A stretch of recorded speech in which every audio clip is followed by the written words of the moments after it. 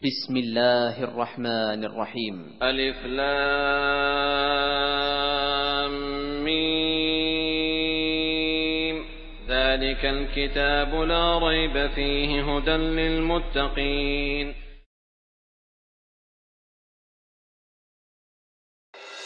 لا إله إلا الله الله أكبر محمد رسول الله يا حبيب الله İkinci basqıç. Mana şu. Bu ikinci basqıçta birinci basqıç qarğan çağda musulmonlar azroq kuchaygan. Yana ustidan qizilsizlik yaqinlashdi. Yani kuch jihatdan musulmonlar nisbiyan, yani qisman jihatdan musulmonlar kuchaydi. Biroq yani zolim bilan zulm uchirgan, ezilgan kishilar o'rtasidagi kuch farqi yani zo'r, yana bor. Navada qurolliq to'qinish bo'lib qolsa, musulmonlar bak eg'ir chiqimdar bo'lib ketadi. Ya'ni musulmonlar qurolliq to'qinishga tayyor bo'lmagan vaqtda. Mana mushunda vaqtida musulmonlar qanday inkas qaytardi qarindoshlar. Allah subhanahu va taolaning rahmati biz sura dastlabda dars boshlagan chog'da hudal lil muttaqin, har qanday bir ishningki javobi bor. Huda degani yani mayak, yani chiroq, mash'al, har qanday savolning, har qanday bir ishning javobi bor kitob dedi qarindoshlar. Yana Allah subhanahu va taolo bizga mushunda vaqtda zulm qarta qanday qarshi turish uslubini ham deb berdi. Endi bu basqıçta kafirlar bilan musulmonlar bir shaharda yashaydi. Yani musulmonlar jutun tashlab ketmaydi. Nima uchun degan chaqda kafirlarning bu chaqda musulmonlarni taltukus quritib etish mumkin emas.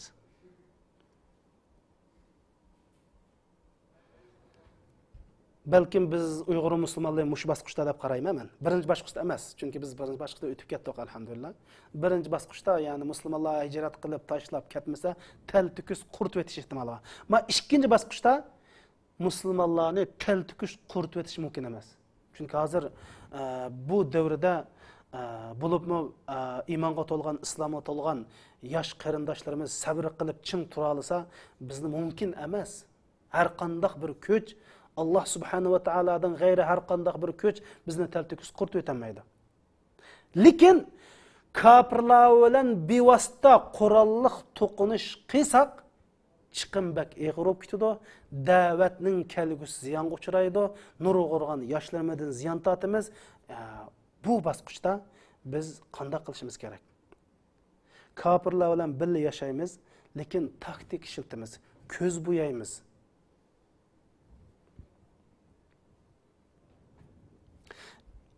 Bunun Kur'an'daki misali, yani Suratul Kahf qarindoshlar. Hammamiz bilamiz, Sura Kahfda bir necha qissa tilg'ilingan. Shu qislarning qatorida Musa alayhissalom bilan Xizr alayhissalomning voqealigi. Biz bilamiz, Musa alayhissalomni Alloh subhanahu va taolo ilm talab qilish uchun safarga otlanishga buyurdi. Musa alayhissalom Yusha ibn Nun bilan ikkisi birga safarga otlanib, bir dengizning qo'shilgan yerida Xizr alayhissalom bilan uchrashdi. Musa alayhissalom Xizr alayhissalomdan ilm talab qilishga, ya'ni o'zini taliblik qilishga talab qildi.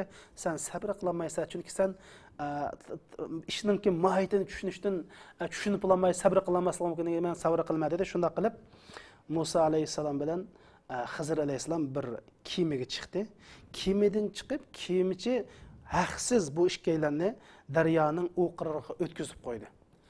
U qirg'iga o'tkazib qo'ygandan keyin Xizr alayhissalom o'tib o'plam u kemini yoki paraxodni teshivatdi. Alloh subhanahu va taolo bu voqeani Qur'oni Karimda Bismillahirrohmanirrohim فانطلقا حتى إذا ركبا في السفينة خرقها قال أخرقتها لتغرق أهلها لقد جئت شيئا إمرا. Yani bu ishkaylan yo'lga chiqib bir paraxodga mindi dedi Alloh subhanahu taolo. Mingandan keyin u Xizr alayhissalom o'tib o'plam paraxodni teshivatdi dedi. Musa alayhissalom Ya Allah, hey bizni haqsiz baqaga o'tkazib qo'ysa, sen ma paraxot ahlini suvga cho'kib o'lsin deb tishvatding-ku.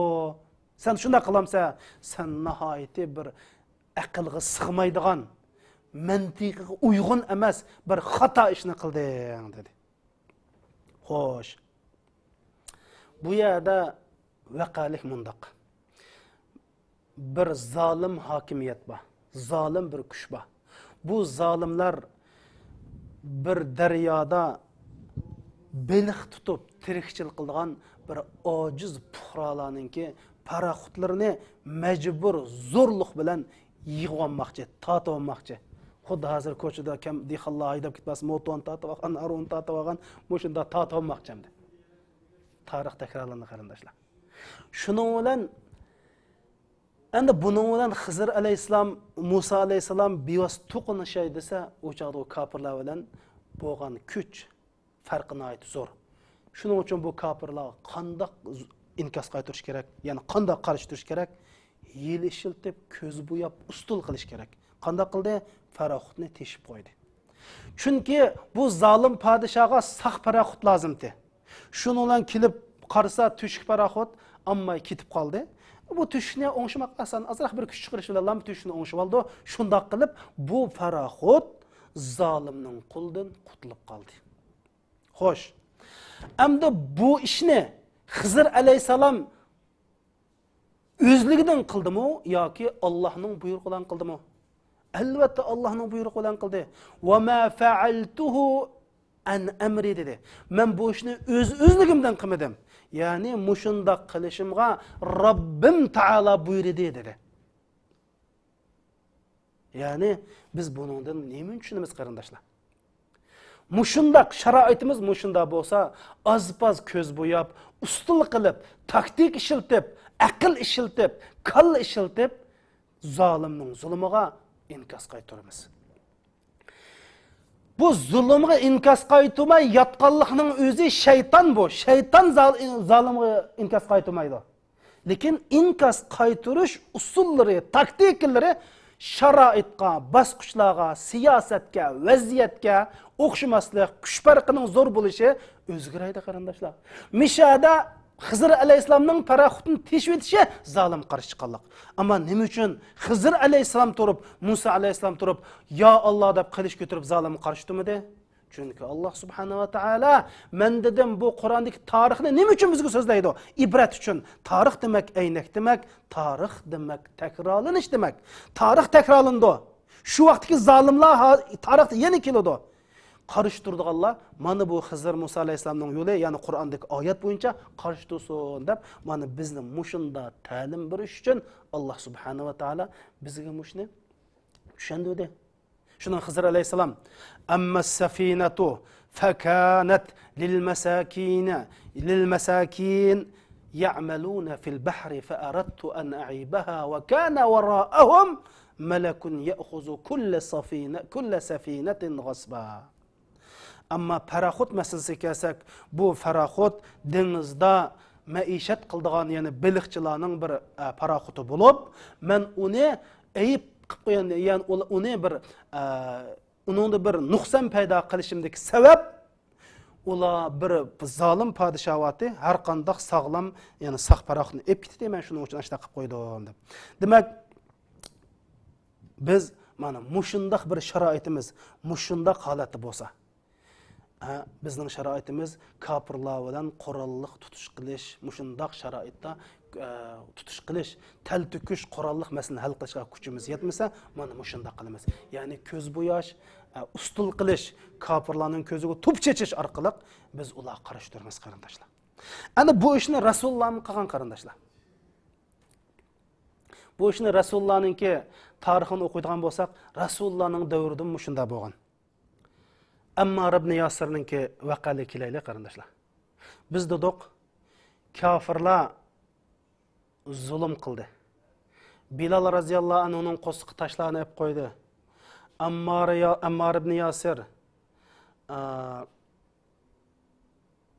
Yasir va Sumayya onamiz mushularni tutib zulm qildi. Abu Cehil degan la'nati Yasir radıyallahu anhuni dindin yan depti, unmapti, buğup öltedi. Sümeyye anamizni dindin yan depti, unmapti,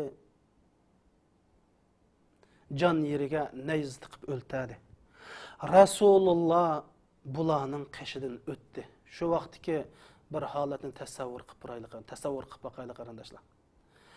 Mu'minlar Rasulullohga nisbatan Rasulullohning farzandidan bak suyumlik.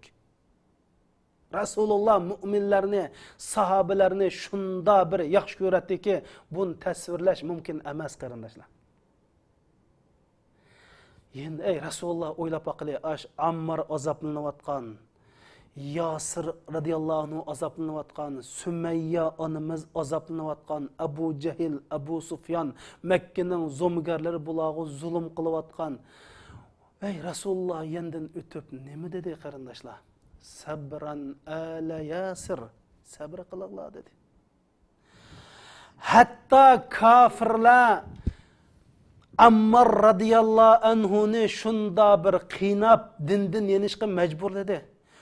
Dadisi o'ltirilib, onasi o'ltirilib qandan keyin bu azobning yomonligidan sabr qilolmay dindan chiqadigan, imondan chiqadigan so'zlarni qilib soldi. Hatta kafir malullah buninglarni to'xtab qolmay qanday qildi bilamsizlar qarindoshlar? Ammar radıyallahu anhudan bir qo'ng'iz o'tkitib beribdi. Ma qo'ng'izni mening Rabbimda deb majbur qildi. Ammar radıyallahu anhu chidab bo'lolmay, ma qo'ng'iz mening Rabbim davatdi qarindoshlar. Shuning bilan kafirlar Ammar radıyallahu anhuni qo'yibdi.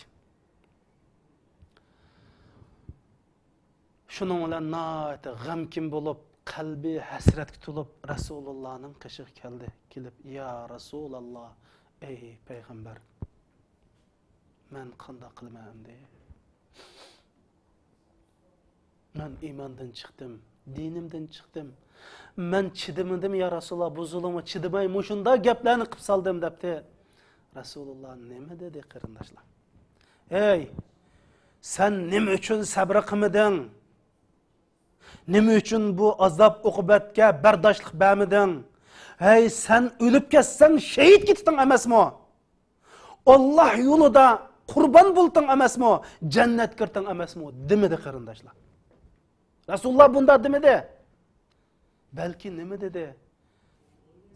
Qalbim qandoq dedi.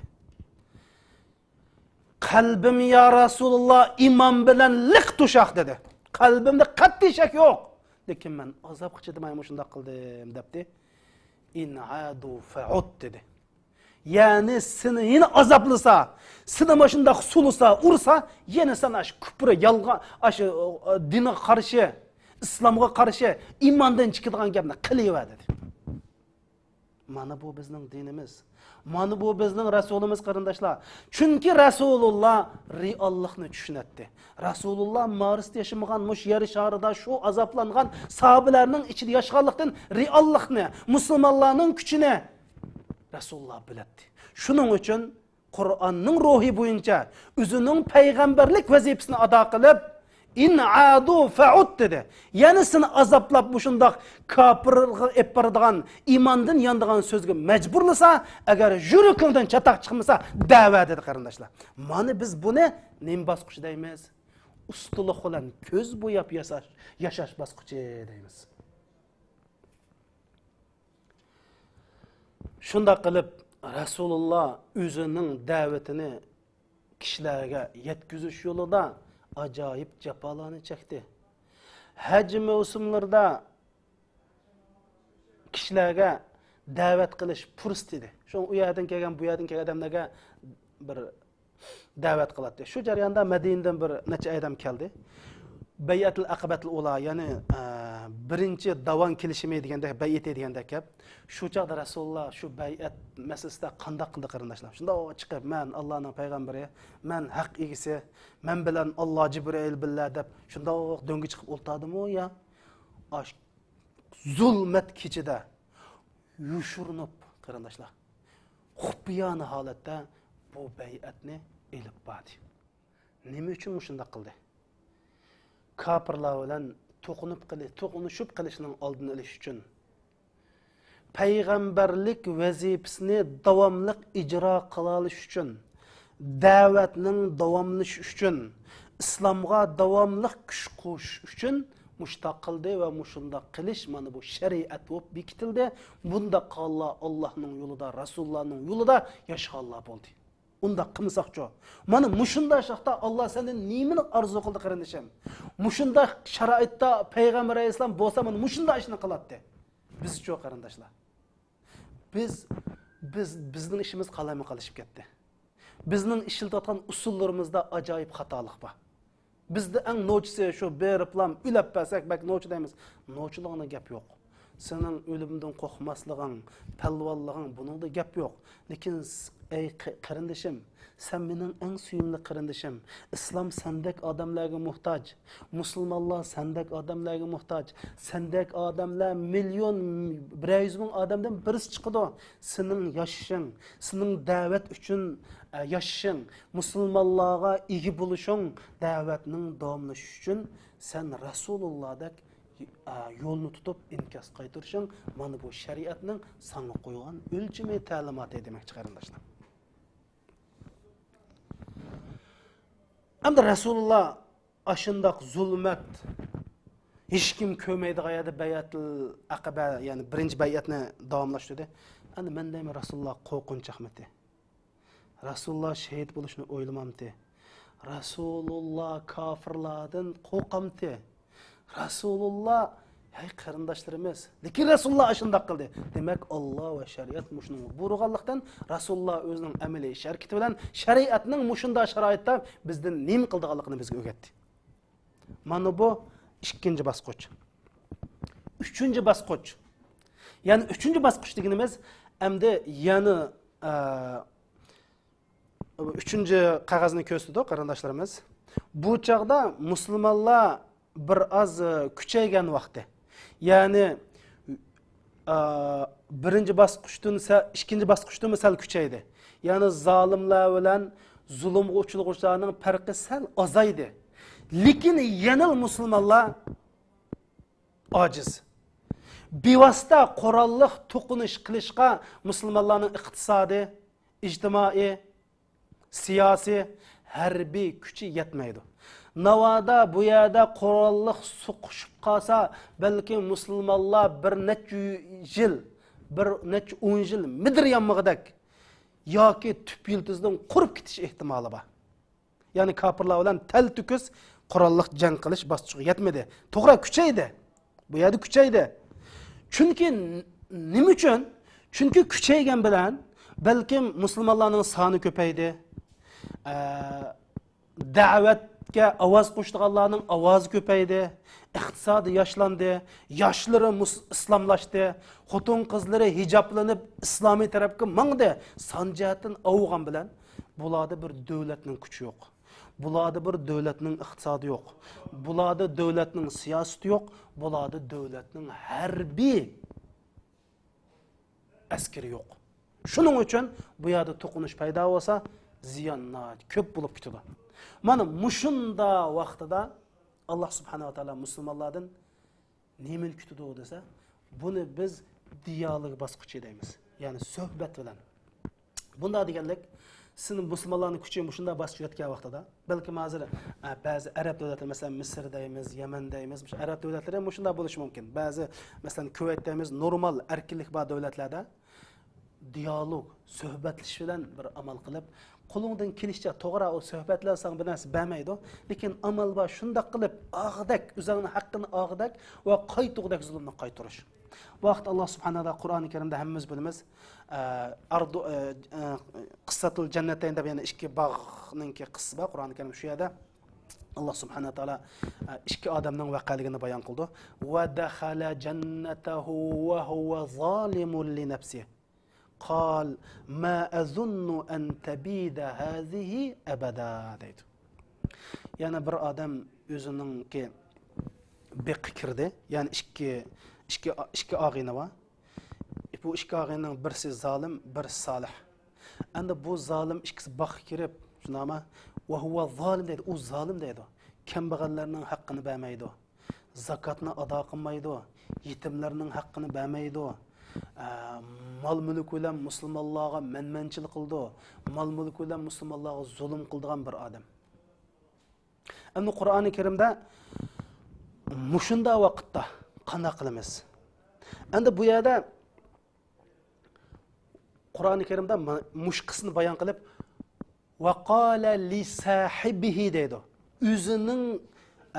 O'zininki do'stiga sahib degan gap, ya'ni ikkisining barobar, ikkisining shunda turdiganligini, ya'ni egizpastlik yo'q, kuch jihatdan ikkisi o'xshashroq turdiganligini bildirdi qarindoshlar. Sahibu degan gap, ya'ni ikkisida bir xil iqtisodiy, ijtimoiy kuch jihatdan ikkisi o'xshashroq. Lekin bu yerda mi qurolliq to'qinish bo'lmaydi. Nimishqa desa, ana aksaru minka malan va a'azzu nafara deydi. O zolimning iqtisodiy jihatdan kuchlik va son jihatdan kuchlik. To'g'ri, zolim kuchli bilan mazlum kuch asos jihatdan tanglashib qilay dedi. Lekin iqtisodiy va son jihatdan tanglashanmadi. Harbiy kuch jihatdan tanglashanmadi. Ya'ni zolim bilan mazlum o'tirsa kuch nihoyatda oz qolgan bo'lishi mumkin. Lekin yana ham qurol kuch ishlatishga bo'lmaydi.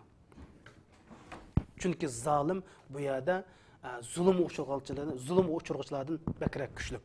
Shuning uchun bu yerda qurol kuch bo'lmaydi. Endi mushunda vaqtda musulmon qanday qilish, ya'ni zulm uchirg'uchilar qanday qilish kerak? Suhbat o'tkazish kerak. Shuni Qur'oni Karim bu qissada bir nechiyada va huwa yuhawiruhu. O zulm uchirg'uchi zolim bilan suhbat o'tkazdi, dialog qildi deb Allohida Qur'oni Karimda buni tilga olgan. Ana bu vaqalik Rasulullohning hayotida bo'lgan qarindoshlar. Umar radhiyallohu anhuninki islomga kirishi bilan, Hamza radhiyallohu anhuning islomga kirishi bilan islomninki kuchi favqulodda oshdi. Shu sababli Umar radhiyallohu anhuning boshchiligida tinch namoyish bo'ldi. Ya'ni to'qinish bo'lmadi. Kafirlar usum savr qilib Makkaning ko'chalarida Allohu akbar deb namoyish bo'ldi. Mushtarjida musulmonlar kuchaydi.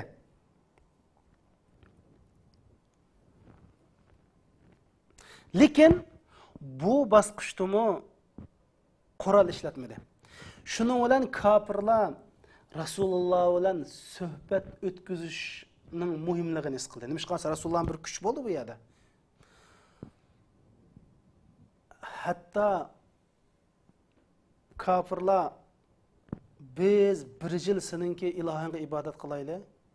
Sen bizning bir yil ilohimiz ibodat qil deb, ya'ni kafirlar asta yo'l qo'yishga boshladi. Nima uchun? Musulmonlar kuchaydi. Umar radhiyallohu anhu, Hamza radhiyallohu anhu islom kuchaydi, musulmonlar kuchaydi. Kafirlar yo'l qo'ydi. Hatto Utbat ibn Rabi'a degan kafirlarningki qonunliq vakili bo'lgan bu kishi kelib Rasululloh dedi: "Ey Muhammad, sen agar mush qilayotgan davoying bir huquq uchun bo'lsa, biz sizlarni podshoh qildi" dedi. Mana bu kafirlar dinni azaldan tushunmay kelgan. Bular o'ylaydi, bu musulmonlar din degan bilan shu huquq, davlat, shu amal tutish, qo'saqni obdan baqishni o'ylaydi. Bu din degan shunday bir vosita deb o'ylaydi. Bu kafirlar azaldan dinni shunday tushunmaydi. Dinni tushunmagandan keyin bu dinni xato muomala qildi. Nim dedi? Sen agar mush dinsal bir huquq istan sizlarni podshoh qilaylik. Agar mal dunyo desang, seni arablardagi eng boy kishilardan qilaylik. Agar mening gapim gap bo'lsa desang, bu har qanday ishni sening maslahatingsiz, sening yo'l yo'riqingsiz biz hech qanday ishni qilmaylik. Agar bir rohat izlaydisang, Makkadagi eng, hatto arablar ichidagi eng go'zal qizinsang iprayli. Senda bir psixikalik, bir ruhiy kasal bo'lsa, davolatayli. Zot nim demoqchi deb mana suhbat tampan boshlandi. Rasululloh bu suhbatni qabul qildi. Voy, biz endi kuchini ketdik, menga go'y, kila, ko'ta qilching demadi, qabul qildi suhbatni. Jim turdi, angladi. Lekin ularning talab qilganiga, yo'q, bu masala unda emas. Bu masala pul uchun emas, bu Allohning dinini yetkazishni deb to'g'ri tushunchmadi, lekin qurol ishlatmadi qarindoshlar. Kuchlanib turib nima qildi? Qurol ishlatmadi. Bu yerda suhbatni qabul qildi, suhbat boshida bo'ldi qarindoshlar. Ya'ni shu yerda kuch ishlatmadi. O kafirlarning Rasulullahning qashiga suhbat kilishi Rasulullahning bir kuchining borlig'ini kafirlar tarafidan bir e'tirof qildik, kuchga ega ekanligini e'tirof qilganlar qarindoshlar. Mushunda vaqtda yana Rasululloh qanday qildi? Kuch ishlatmadi. Hatto ba'zi sahobalar bu ishdan xafolab ketdi. Nima dedi bilamsizlar? Ali raziyallohu Umar raziyallohu anhu kelib, "Ya Rasululloh, voy zulm qilinyapmiz, ayollarimiz zulm qilinyapti, mol mulkimizni bulayapti. Voy biz jahiliyatda noch yashgan odam islom kirib shunda yuvosh bo'lib qolamizmi?" deb Rasulullohga iltiros bildirib ketdi qarindoshlar. Rasululloh shunga sabr qilinglar dedi. Sabr qiling dedi qarindoshlar. Va bu vaqtda Alloh subhanahu va taoladan oyat nozil bo'ldi. Alam tara ilallazina qila lahum kuffu aydiyakum va aqimus salata va atuz zakah. Sen ularga kafirlardan qulunglarni yig'ib namoz zakatni o'qinglar. Hozirgi vaqt namoz zakat vaqti, urushadigan vaqt emas deyilsa deb Alloh subhanahu va taolo bunda deyilsa bular boshqa ishni deb yana oyat nozil bo'ldi qarindoshlar.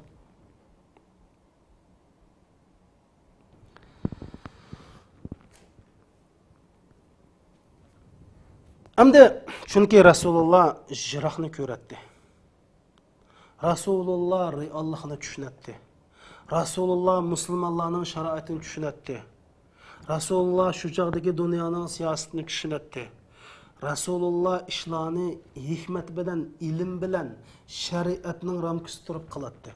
Shuning uchun hatto deb ketdi, "Ya Rasululloh, biz zodi bu azobga chidamadiq, zulmga chidamadiq. Voy biz islomdan burun noch yashagan, endi islomga kirib xor bo'lamdiq.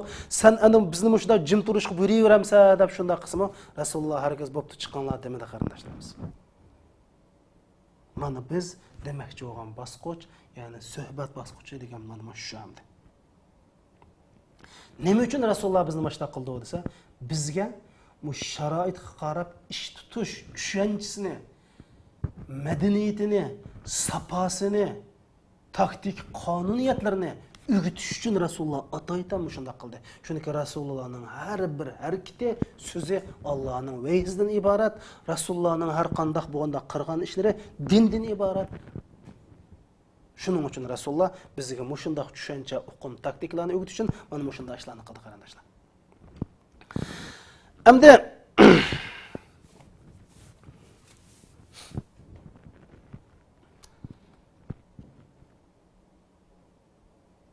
mush ish, mushu bay'atul aqabatu thaniya degandimi mushunda shu yuz berdi.